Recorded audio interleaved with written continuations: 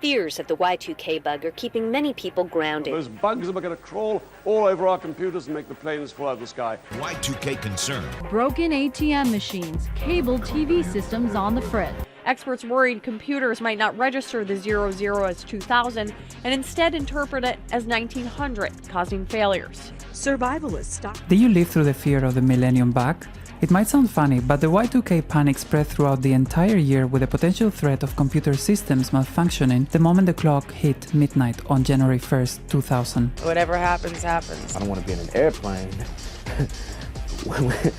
when 12 o'clock comes New Year's Eve. You're not allowed to get in an elevator. I'm pretty sure things will kind of mess up, so I'm just gonna stay home. Well, be safe, period, because It was at the beginning of the year that TLC decided to come out of hiatus after the incredible success of Crazy Sexy Cool. But how do you follow up a multi-platinum album like that? Well, by appealing to the zeitgeist and looking into what the future might look like. Welcome to the Unsleever. Today I'm here to celebrate the 25th anniversary of TLC's third studio album, FanMail.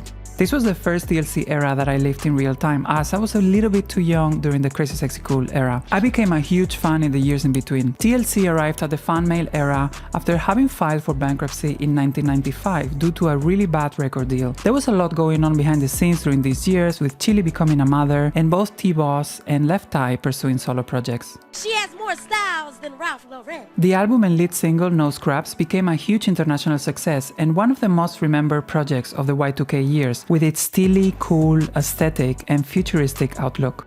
And despite the look being this grayish metallic blue, their faces were actually painted silver. One of the themes running through the album was a reflection on the loneliness that might come with online communication and how we can connect on a deeper level. Definitely ahead of its time. There was a lot of drama in the making and promotion of this album, with a tense relationship between Left Eye and the other members of the group and creators of the album. I have linked a couple of videos from other YouTubers that dive deep into these issues, and I recommend you check them out. I found them really fascinating. And if you want to find out my top 5 favorite songs from the era, stay until the end. Losing power function. Losing power.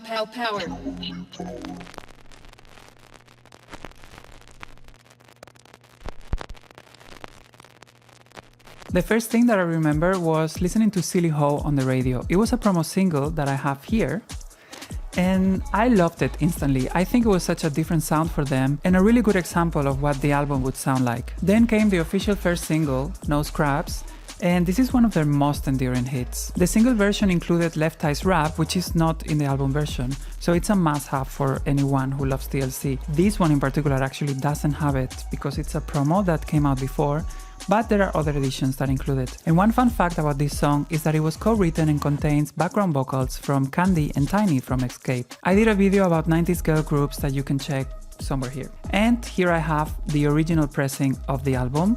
But back in those days, I was actually listening to this CD, and I really love this item because it has this hologram cover, which I find really cool.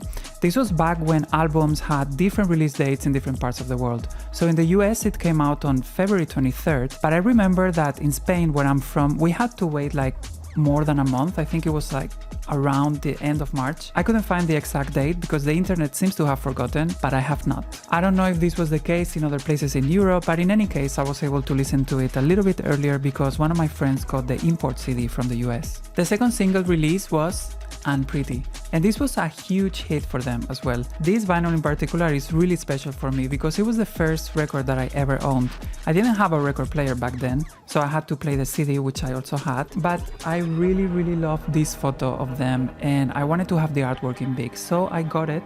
And it's been with me ever since. I will show you all the editions of the album, including the Vinyl Me Please reissue from 2019, the cassette, and some other promo singles from the era.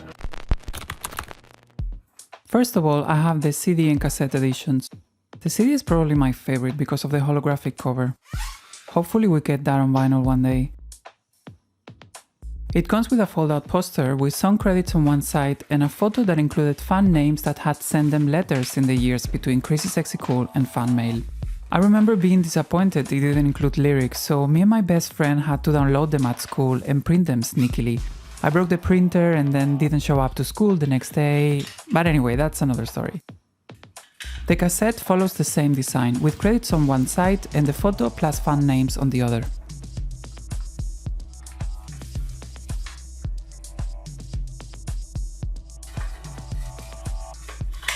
And here is the original pressing of the album. As you can see, it has the hype sticker right on the cover. It is a very simple edition in terms of packaging, with credits all crammed on the back cover.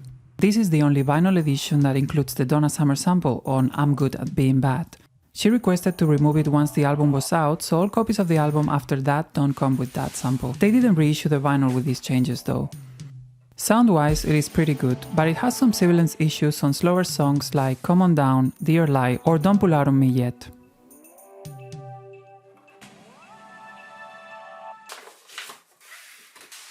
Then we have the Vinyl Me Please edition that came out for the 20th anniversary of the album, and this is the first edition that came numbered. If we compare them, we can see that it's a pretty good reproduction of the original. One funny thing is that VMP kept the back cover intact, despite the new version of I'm Good at Being Bad being 1 minute shorter, and the two removed samples still appear on these credits. There was also a mistake with the credit font on Don't Pull Out of Me Yet, and they kept that as well. One of the cool things is that this version comes with a 7-inch single that includes the rap version of No Scrubs and Japanese bonus track You and Me. The records look really cool and the sound is amazing. It seems that the issues from the original pressing have been fixed.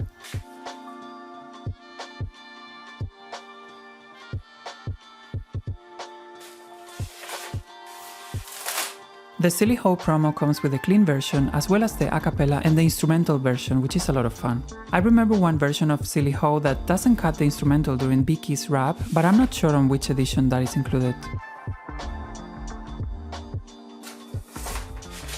The No Scrubs promo also comes with a radio version, instrumental and a cappella. It doesn't come with the Left Eye version, but there are other editions of the single that come with it.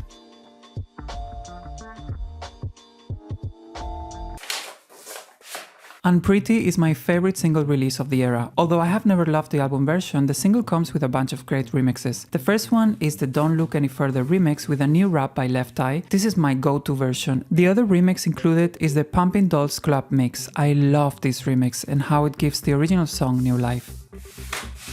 There were a couple of other songs released as promos, such as I'm Good at Being Bad that comes with the same tracks on both sides and with the Donna Summer sample already removed, and My Life also got a promo release. Around the time of the FanMail tour, it was reported that they would release a Latin remix of Shout with Enrique Iglesias, but the release was cancelled. And there were also rumors of a version of If They Knew with Busta Rhymes, but neither of them have leaked.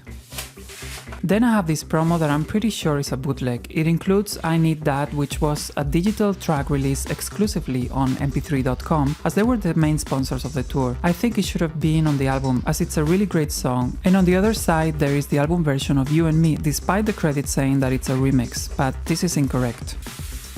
And finally, I decided to add the Goody Mob collaboration What It Ain't Ghetto Enuff. Although it was on their album, this song could have easily been on FanMail. To me, it feels like the FanMail sound on steroids. And it even features an appearance by Biki, the robotic character they created for the album. I think overall the album could have been more cohesive, including some of these extra tracks and also an unreleased one called It's Alright. Now I will pick my favorite songs from the era. This was really difficult. At number 5, What It Ain't with Goody Mob. All three girls appear on it and it has one of my all-time favorite raps from Left Eye. Number 4 is If They Knew. Then at number 3 is Automatic. Number 2, My Life. And at number 1, my favorite track is Shout. This hasn't changed since the beginning, as this was always my favorite song from the album. As honorable mentions, I would add No Scrubs rap version, Dear Lie and I'm Good at Being Bad with the Donna Summer sample. That's all for today's video. If you enjoyed it, you can like and subscribe and let me know in the comments what are your favorite songs from the album. Thanks for watching, see you next time.